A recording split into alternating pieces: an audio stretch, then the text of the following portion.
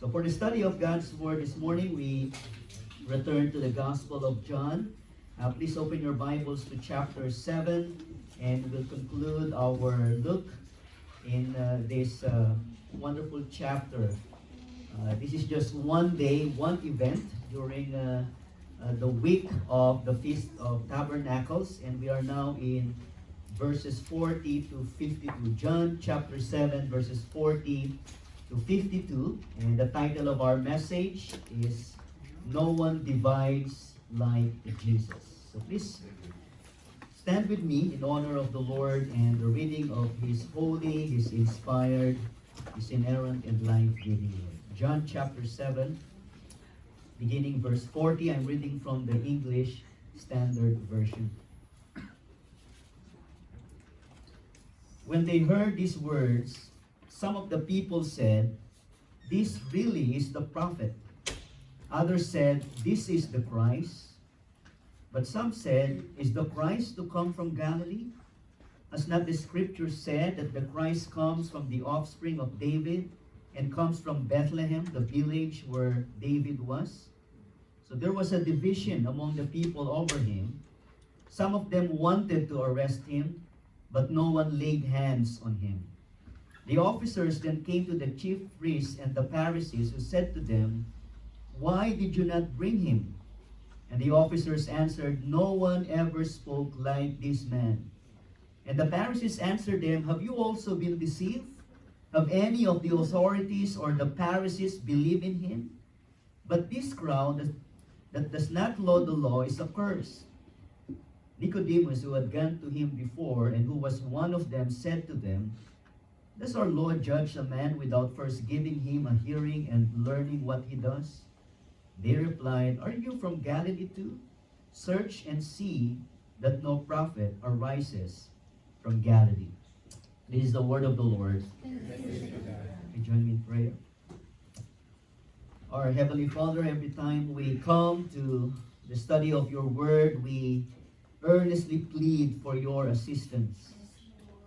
Because, Lord, apart from the illuminating work of your Holy Spirit, we will never understand the truths of your word, and we will never be able to apply these truths in our own Christian lives. And so in this very moment, we ask that you would condescend to our own weakness and the frailty and the limitation of our understanding.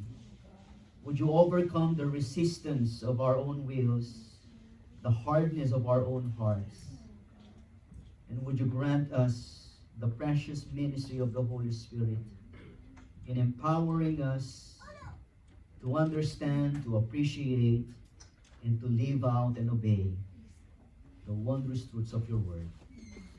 May you glorify your name, and may you glorify your Son, the Lord Jesus Christ. And may you glorify your Holy Spirit through the preaching and the listening of your word. In Christ's name we pray. Amen. Amen. Please be seated. Well, it's a presidential election once again this year. And for many of us here in America, politics has become far more divisive and far more personal than it once was. And so as we're getting closer and closer to the November 5 election, it's creating more and more frictions and factions, even among family members, among friends, among colleagues, among neighbors, and even among churchmates. I'm going to vote for Donald Trump, one group says. I'm going to vote for Joe Biden, another group says. You know, as the saying goes, nothing divides like politics. But let me tell you an even greater, an even weightier, and more important truth, and it is this: no one divides like Jesus. No one divides like Jesus. As theologian and author R.C. Sproul once said, all human history will be divided by Christ.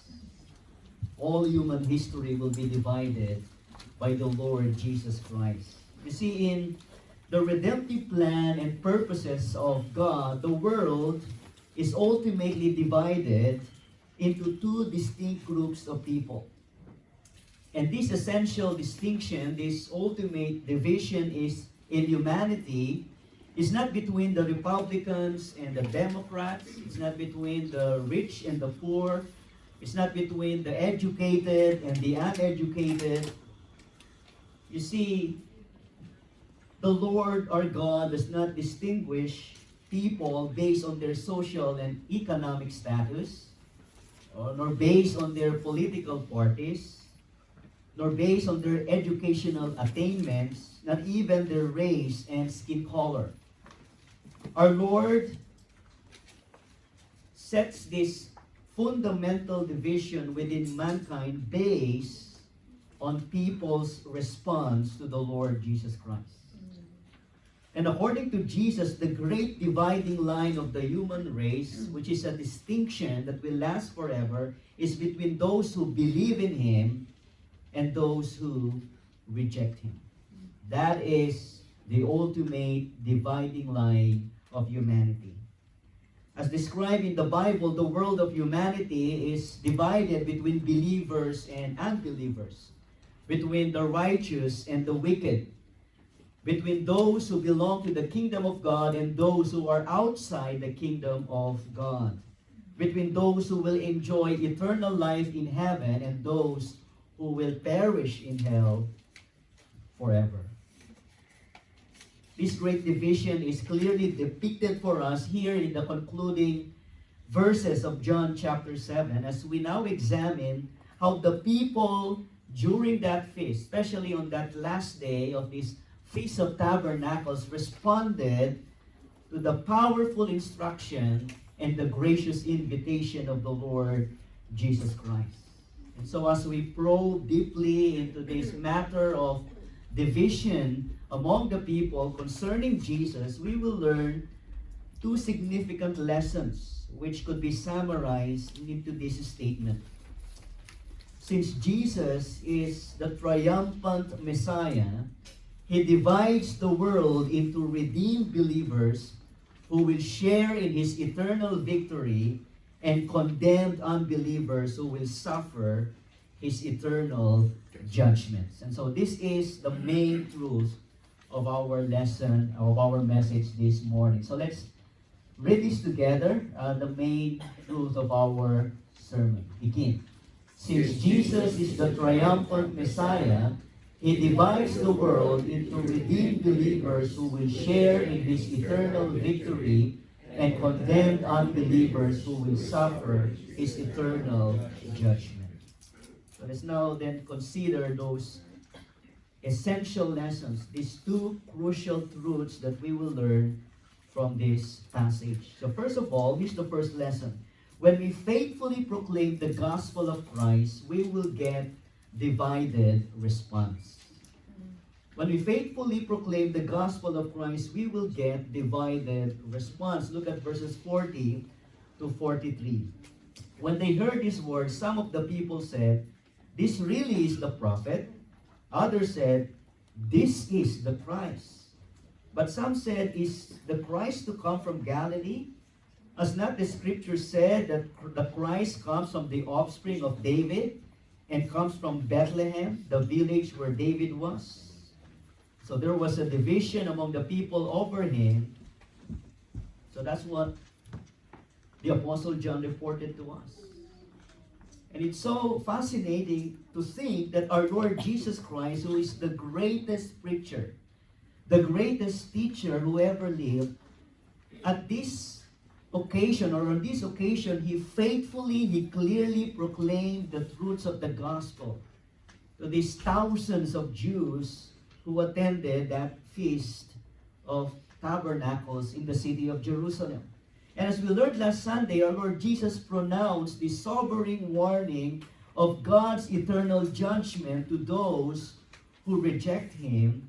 And He also proclaimed the gracious promise of eternal salvation and a soul-satisfying, spirit-filled life to those who believe and trust in Him. In other words, beloved, our Lord Jesus Christ faithfully proclaimed the complete gospel.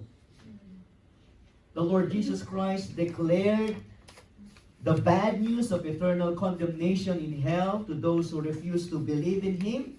And He faithfully proclaimed the good news of eternal life in heaven to those who repent and trust in Him.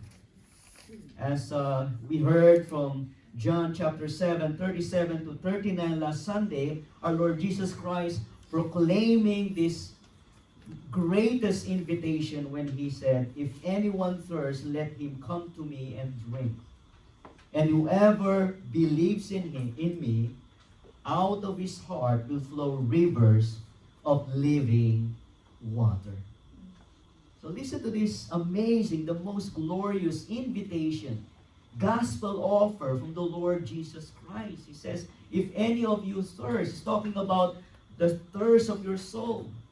If anyone among you thirsts for the deliverance of their sin, if any one of you thirsts for the forgiveness of all your sins, if any one of you thirsts and long for peace and acceptance and reconciliation with God, if anyone among you longs for genuine joy and true satisfaction, for eternal life with God, Jesus said, you need to come to me.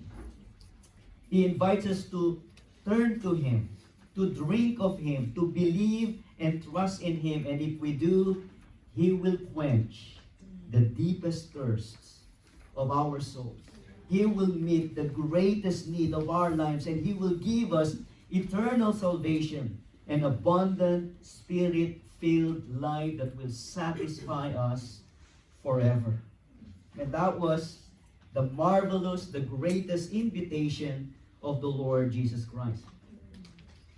Now, after hearing this powerful gospel proclamation, we will expect all the people who heard the Lord that day to humbly and gratefully accept what He offered to them.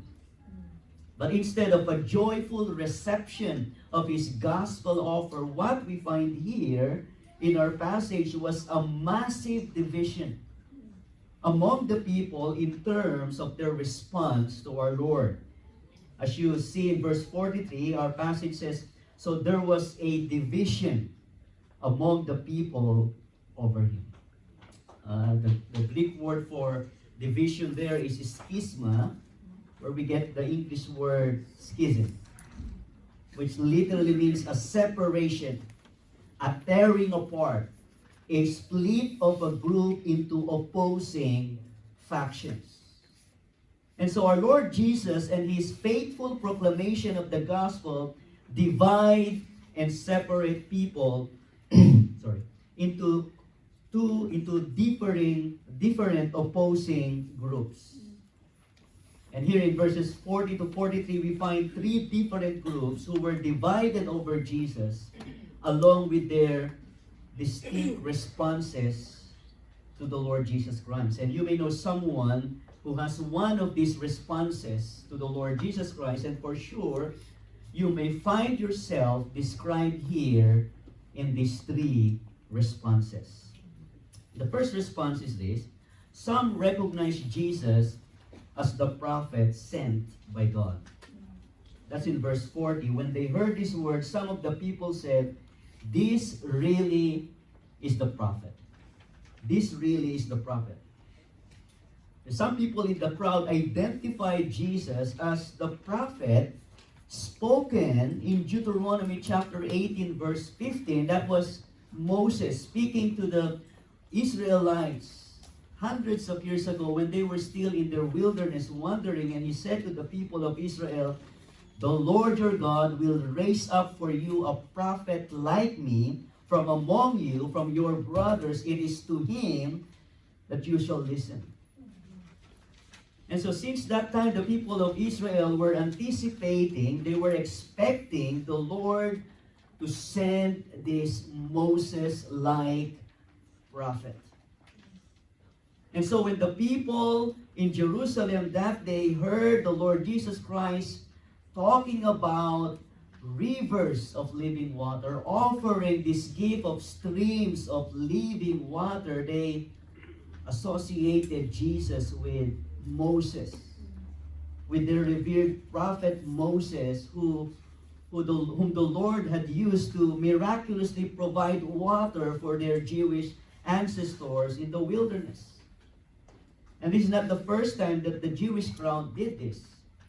Back in John chapter 6 verse 14, if you remember, after Jesus Christ miraculously fed the multitudes, thousands of people, with bread and fish, they also identified Jesus with Moses then, because remember, Moses was also used by God to provide manna, to provide bread in the wilderness. And this is what they said then, referring to our Lord Jesus: this truly is the prophet who is to come into the world.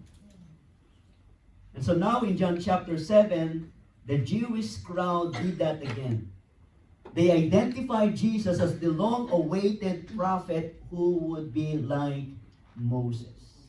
But we need to understand this was not a full-fledged profession of faith in the Lord Jesus Christ, but at least these people were responding with some degree of admiration, some degree of reverence to the Lord Jesus Christ. And so to this first crowd of people, we must give some credit, because what they said about Jesus our Lord was correct. Because Jesus is indeed the fulfillment of that promise of God in Deuteronomy 18 verse 15. Jesus as the Messiah is indeed the ultimate prophet sent by God, who would declare the message of God's salvation to His people. But here's the problem. During the time of the Lord Jesus Christ, the popular understanding concerning this Moses-like prophet was not the Messiah himself.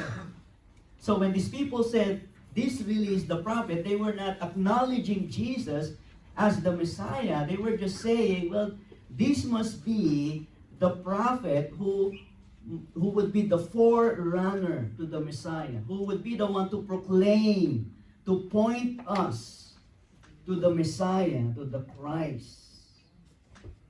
And so they have a correct view of who Jesus is, that He is the prophet, but it was an inadequate view of Jesus, because they never bowed their knee to Jesus as their divine Messiah.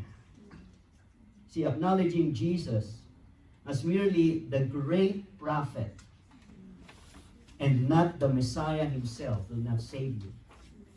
You have to believe that He is indeed the Christ. And that leads us to the second response. While some recognize Jesus as the prophet sent by God, others receive Jesus as the promised Messiah. Look at verse 41. Others said, this is the Christ. This is the Christ. So there were people in the crowd that day who were willing to acknowledge that Jesus is who He claimed to be. That Jesus is the Christ. And the Christ is just another word for the anointed one, the promised Messiah.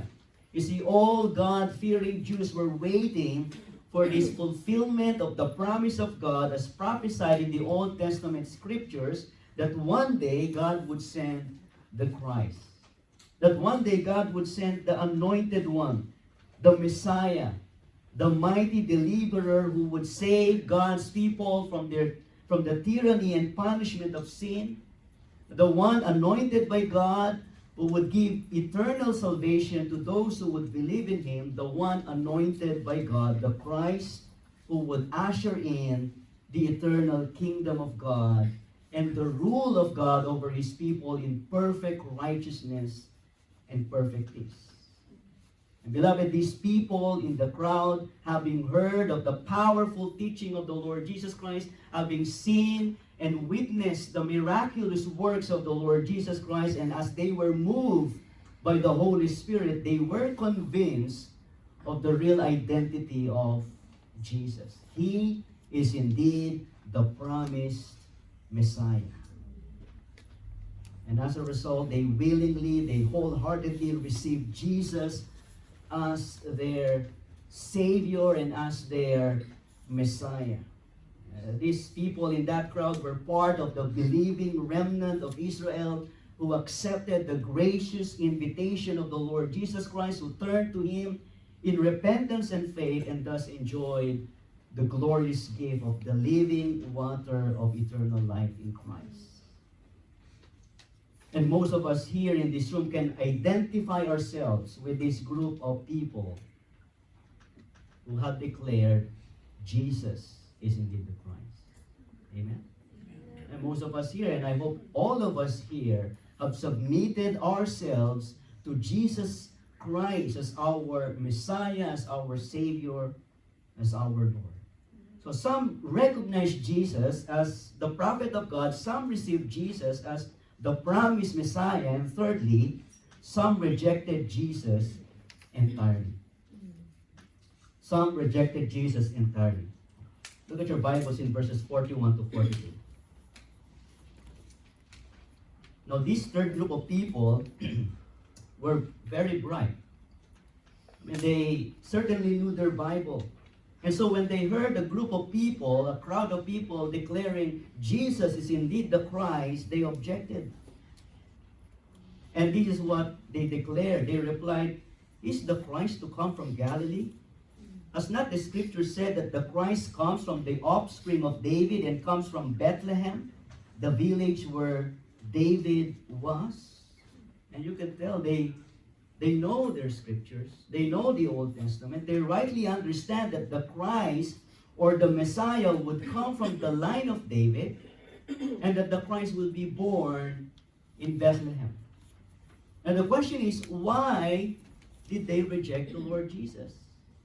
It's because of their false perception, their incorrect understanding of the real origin of the Lord Jesus Christ. Because they assumed that since Jesus grew up in Nazareth, which is in Galilee, He must be born in Galilee. And having assumed that, then they concluded Jesus did not meet the qualifications for being the Messiah. He was not born in Bethlehem. And the fascinating thing here is they quickly dismiss Jesus without even bothering to investigate His family background and His real birthplace.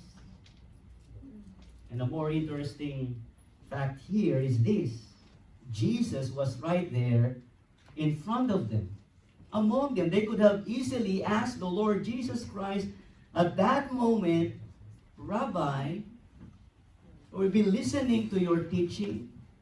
We have some questions for you. Where were you born? What's your family background?" And if they asked the Lord Jesus Christ, He would have told them that I am a descendant of David and I was born in Bethlehem. But you see, these people didn't ask the Lord Jesus Christ, and that revealed the true nature of their hearts. That having found a reason for not believing in Jesus, they were determined to hold on to it because they were already committed to their unbelief and resistance towards Jesus. Because Jesus did not fit the mold of their expectation of what a Messiah must be. They want a military, political Messiah, and Jesus was not that kind of Messiah. And so they held on to their resistance, to their hard-hearted unbelief, without even humbling themselves to the Lord Jesus Christ. And that's why verse 43 tells us, so there was a division among the people over Jesus. You see, the Lord Jesus Christ causes division because as the only true Savior and Lord, He demands exclusive allegiance. He demands absolute devotion to Him. See, there's no middle ground when it comes to the Lord Jesus Christ. No one can be neutral towards Jesus. It's either you are for Him or you are against Him. You either submit to Him as your Messiah and as your Lord, giving Him your full trust, giving Him your absolute allegiance and obedience, or you respond to Him in hostility and unbelief, rejecting Him as your Messiah. Now let me ask you, which one is true of you? Which one is true of you? Are you like some people who admire Jesus and who correctly said that He is a great prophet, but then you fell short of bowing your knee to the Lord Jesus as your Messiah and Lord? Or are you like those hard-hearted Jews who totally dismiss the Lord Jesus Christ because you don't like what you're hearing from His teaching?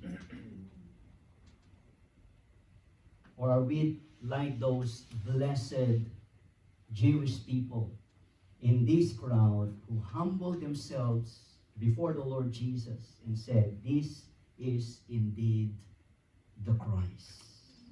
This is indeed the Christ."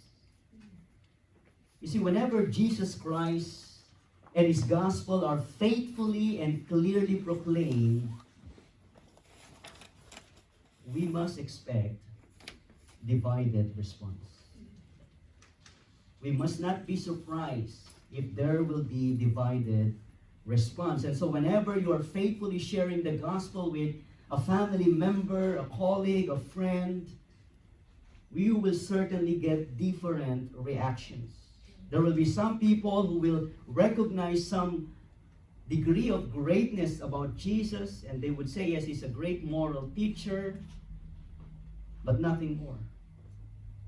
They won't acknowledge Him as God. They won't receive Him as their Messiah. Some will reject Jesus entirely and will hold on to their stubborn unbelief and resistance to God. But praise be to God, others who would be moved and regenerated by the Holy Spirit will receive Jesus Christ as their Lord and Savior, like we did. And so, beloved, remember this: whenever you faithfully proclaim the gospel of Christ, you will get divided response. Because knowing this will be extremely helpful to you in regards to your witness to our Lord Jesus Christ. Because you see, if you're burdened for someone whom you love, you've already shared the gospel to that person, and until now he hasn't responded positively, you might have thought to yourself, I'm such a terrible witness for Christ. If I could have only convinced her, persuaded him, they could have been saved. But beloved, you must bear in mind that there's no better witness than the Lord Jesus Christ. And when the Messiah Himself faithfully proclaimed the gospel while He was here on earth, when He declared, if anyone is thirsty, let him come to me and drink, some were confused, others were resistant, and others were receptive. So if that happened to the Lord Jesus Christ Himself, then all of us must be comforted. We must be encouraged to press on, being faithful in bearing witness to Christ and humbly living the results to God who alone could save. So when we faithfully proclaim the gospel, expect divided response. Here's the second lesson I want us to consider from our passage. When we really know who Jesus is, we will have confidence in His definite triumph. When we really know who Jesus is, we will have confidence in His definite triumph. You see, as we further reflect on these concluding verses of chapter 7, we are given a picture of this growing hostility, this increasing antagonism towards our Lord Jesus Christ back then and even now. Do you agree? When there's increasing, escalating hostility and opposition to the Lord Jesus Christ and His gospel. And those of us who believe and follow our Lord Jesus Christ are a small minority, while the majority of those who are hostile to Jesus in this world and who are opposed to Him seem to have all the power. And that's the situation here in John chapter 7. Majority in the land of Israel were opposed to Jesus, and those who were hostile to Jesus were the ones in power, the Jewish religious authorities. So when you begin to wonder what will the future hold for us who believe and trust in the Lord Jesus Christ, if we are but a small minority compared to the majority of people in the world who are opposed to Jesus, what will be our future? When you're thinking that way, you must remember this, that when you really know who Jesus truly is, you will have confidence in His definite triumph and sure victory. That's what we see here in verses 44 to 52. We will see our Lord Jesus Christ prevailing over the evil plans of His enemies and over the stubborn unbelief of His enemies. And we will see Jesus triumphing and reigning in the hearts of those whom He has chosen to save. Now look at verses 44 to 46 with me. Verses 44 to 46. Some of them wanted to arrest Him, but no one laid hands on Him. The officers then came to the chief priests and Pharisees, who said to them, "Why did you not bring Him?" And the officers answered, "No one ever spoke like this man." What is portrayed here in these verses is the outright failure of Jesus' enemies to execute their evil plan against Him. At this point in the life and the ministry of our Lord Jesus Christ, He was untouchable. Nobody could arrest Him. Remember, there was already evil plots coming from the religious authorities to arrest and to murder the Lord Jesus Christ, but until this point, no one could lay a hand on Jesus. That's why even if some people in the crowd who furiously rejected Jesus wanted to arrest Him, verse 44 tells us no one laid hands on Jesus. If you go back to verse 30, you'll see the reason why nobody could seize Jesus. It says, so they were seeking to arrest Him, but no one laid a hand on Him because His hour had not yet come. And so when it says Jesus' hour had not yet come, it means that Jesus' hour of arrest that will lead to His suffering and death on the cross had not yet come at that point. In other words, what is described for us here, beloved, is the sovereign control and the certain triumph of our Lord Jesus Christ over the evil plans of His enemies. That no matter how much His enemies tried to capture Him, they would not be able to lay a finger on the Lord Jesus Christ. You know why? Because it's God the Father and it's the Lord Jesus Christ Himself who determined the appointed time of Jesus' arrest. Jesus would be eventually arrested at the appointed hour. He would eventually die on the cross at the appointed time as laid out in the sovereign and perfect plan of God. You see, Jesus is our invincible Savior who cannot be outsmarted, who cannot be manipulated, who cannot be defeated by His enemies. Can you hear me? Can you tell your neighbor, Jesus is invincible. He cannot be defeated. He cannot be overcome by His enemies. Remember what Psalm 33:10-11 says, "The Lord frustrates the plans of the nations. The Lord thwarts all their schemes. The Lord's plans stand firm forever. His intentions can never be shaken. Amen. Think about that for a moment. Amen. That's the Lord Jesus Christ. He is our invincible Savior. Nobody could thwart His plan. Nobody could outsmart Him. Nobody could manipulate Him.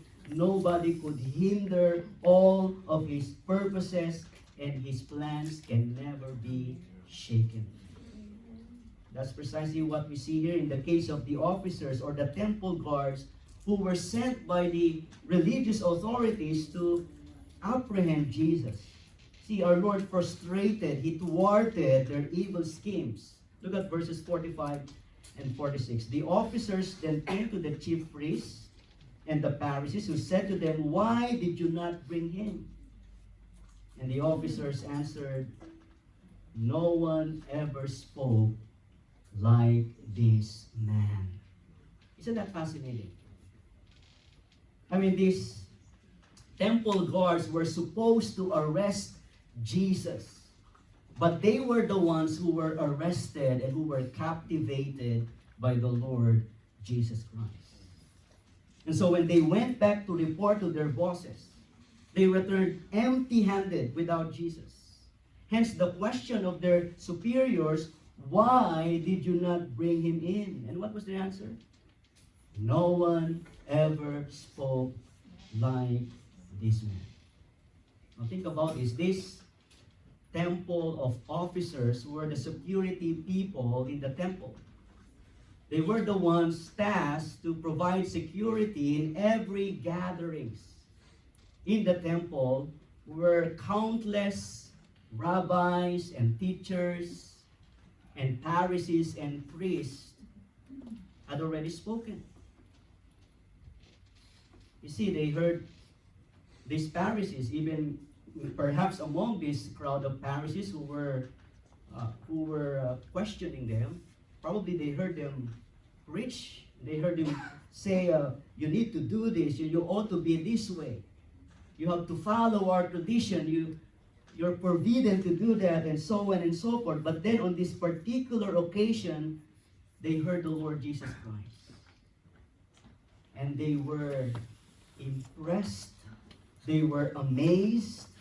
They were compelled by the Lord Jesus Christ. And they all said, "No one ever spoke like this man. No one with such authority. No one with such power, such wisdom, such grace, such love has ever spoken than this man." What would you expect? No one would ever really speak like the Lord Jesus Christ, because Jesus is more than a man. He's the very Son of God. Is God the Son Himself? Is God with us, and He alone has the words of eternal life. And these temple officers even had the audacity to report to their superiors and give this remarkable testimony that Jesus was really uniquely compelling and supremely incomparable. There's no one like this Jesus.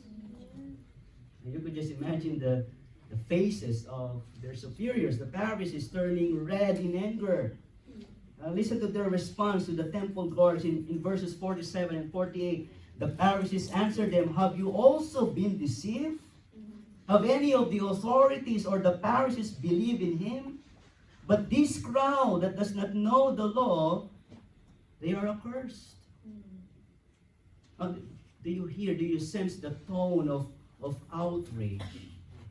The tone of anger, even the tone of scorn in the response of these religious authorities. They were furious. They were even mocking and shaming the temple officers. And they essentially said, "Don't tell us that you have been also deceived and led astray by this Jesus." Hey, we must understand that these temple officers came from the Levites. So they were religiously trained. They studied under the religious experts, the rabbis of Israel. And that's why these Pharisees, their bosses, were furious at them, and they said to them, "Nobody like you who is religiously trained and academically sharp should have been deceived by this Jesus." Do you know any among us, they asked these temple guards, who ever believe in him? And you should listen to us. We are the religious experts, but nobody amongst us ever believe in Jesus. Only ignorant fools like this crowd could be led astray by Jesus, and they are the ones who incurred the curse of God upon themselves.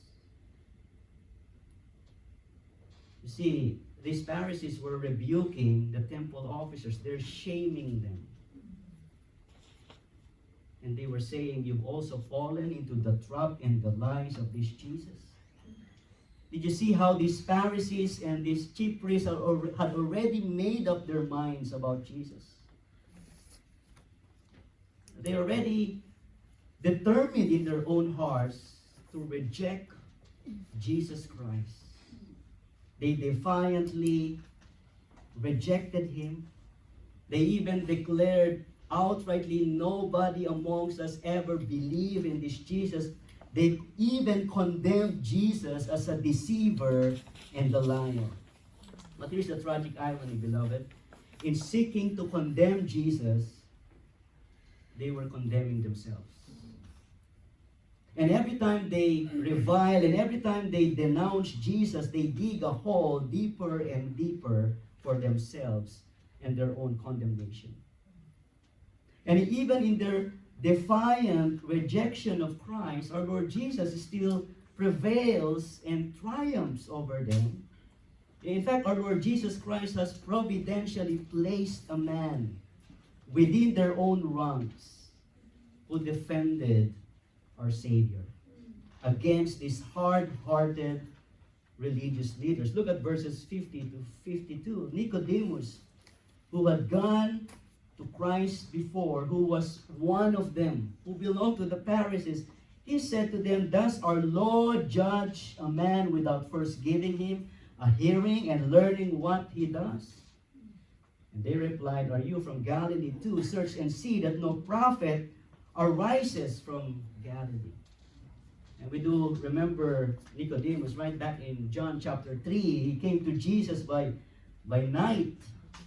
And now we will understand why he came to see Jesus at night, because he's looking at the reaction, the fury and the anger of his fellow Pharisees. He had to meet Jesus at night and ask his personal questions to him so that he would not be shamed by his fellow religious leaders.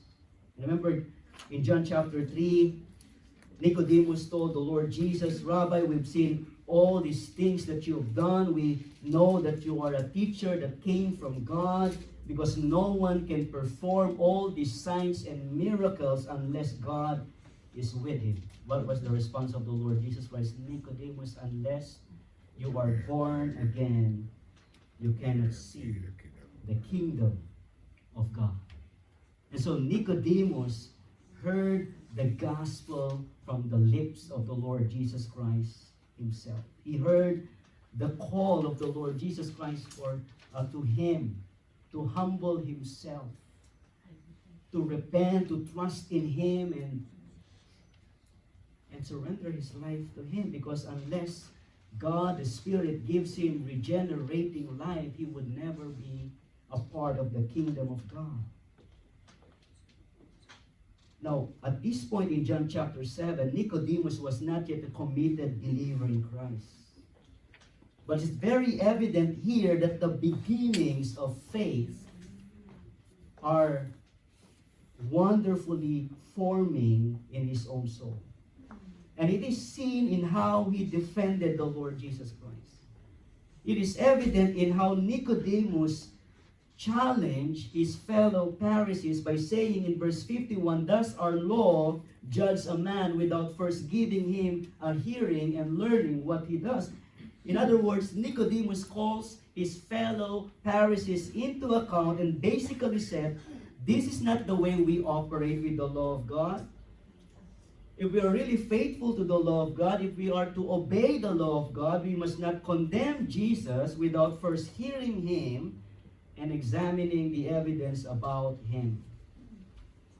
And when they heard Nicodemus defend the Lord Jesus Christ, what was the response of the Pharisees? Their hatred immediately turned on Nicodemus, and they mockingly asked him, verse 52, "Are you from Galilee too? Search and see that no prophet arises from Galilee." They're basically saying, what now, Nicodemus? Are you now on Jesus' team? Are you now siding with this man? If you really knew the scriptures, then you would know that no prophet comes from Galilee. Are you also being deceived by this man into believing that he is a prophet sent by God? Well, the interesting thing, beloved, is that these Pharisees eventually condemned themselves out of their own mouths. Because if you go back to the Old Testament, you will read that there were prophets who actually came from Galilee, such as Jonah and Nahum. And so these Pharisees, these religious experts, even didn't know their scriptures. And in condemning the Lord Jesus Christ, and even condemning the people who believe in the Lord Jesus Christ, like Nicodemus, they condemned themselves. But beloved, isn't it encouraging to see that in the midst of this massive rejection and hatred of Christ, here is one man, Nicodemus, taking a bold stand, a courageous stand for our Lord Jesus Christ. Here is a man who started out as a confused, curious person who's interested in who the Lord Jesus Christ is. But the amazing thing that he did was he humbled himself to the Lord Jesus. He turned to Jesus. He listened to the words and the teachings of Jesus. He watched what Jesus did in all of his miracles.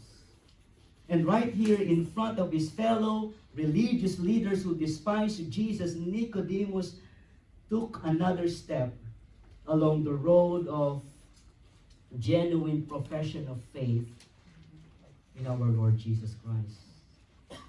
Then you fast forward to John chapter 19, to the end of the Lord Jesus' life.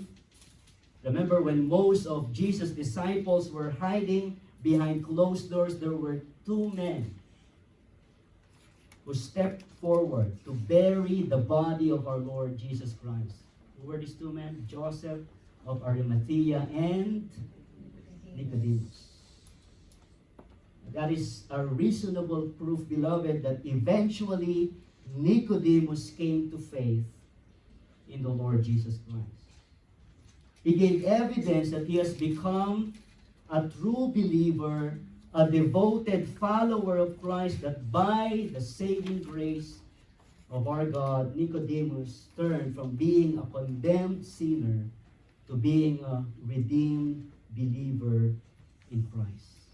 Beloved, that is such a powerful testimony to this amazing truth that our Lord Jesus Christ absolutely prevails over the evil plans and the stubborn unbelief of his enemies, and he definitely triumphs in the hearts of those whom he has graciously chosen to save, including Nicodemus and including you and me. So when we really know who Jesus Christ is, that he is indeed the promised Messiah, that he is indeed the victorious and triumphant Savior, we will have confidence in his definite and sure victory. And you see, when that most awaited day comes, when our victorious Savior returns, he will gather all the nations, and he will make the final, ultimate division. And my prayer, beloved, is that you will not be on the wrong side of this division when that day comes. Because when the Lord ultimately divides the world, He would say to those impenitent, unrepentant sinners, to these unbelievers, depart from me, you curse, into the eternal fire of hell. And they will go away into eternal punishment and judgment in hell. But Jesus then will say to the righteous, to those of us who believe and trust in Him, who follow and love Him, come, you who are blessed by my Father, inherit the eternal kingdom prepared for you from the foundation of the world. So, beloved, when you really know who Jesus Christ is, when you really trust in the Lord Jesus Christ, you will be joyfully confident of His definite triumph, of His sure victory, and all of us who belong to Him will share in His eternal glory. We will be blessed forever, and we will reign with our triumphant Christ forever and ever. Amen? Amen. Let's pray. Our Lord, we thank you this morning. Thank you for proclaiming to us that Jesus, your Son, our Lord, our King, is our triumphant and victorious Savior. Father, we thank you that in your mercy and in your grace, you have triumphed over the stubborn unbelief of our own hearts. You have overcome the hard-hearted resistance in our own hearts. And for all eternity, Father, we will be eternally grateful to you for changing our hearts, for bringing us into your family, for saving us through your Son, our Lord Jesus, and for giving us the promise of your eternal kingdom. Lord, we pray that you will find us ever grateful, always joyful, because we have a victorious Savior in your Son, our Lord Jesus. Help us, Father, each day to live in accordance to this victory that our Lord Jesus shares with us. And help us, Lord, to be faithful in proclaiming the gospel of your grace, the gospel of your love to the people whom you have called us to reach out to. Help us, Lord, to be bold. Help us, Lord, to be courageous. And help us, Lord, to remember that the results are up to you. You're just looking for our faithfulness. You're just asking for our obedience. And so, Father, we thank you that even in our own family members, even amongst our friends, we know that there is a remnant of believers whom you will call from among these people. And so beginning today and throughout the week, throughout this year, help us, Father, to be faithful proclaimers of the gospel of Christ to these people. For your glory and honor, we pray all of these things. And God's people will say, Amen.